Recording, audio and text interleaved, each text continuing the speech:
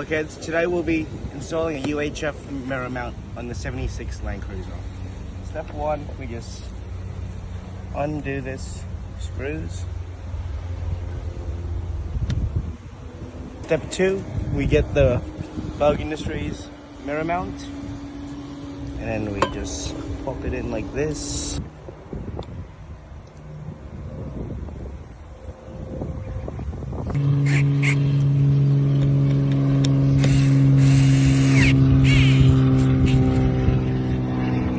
And now we'll get our UHF antenna, just like that, with the two bolts and washer.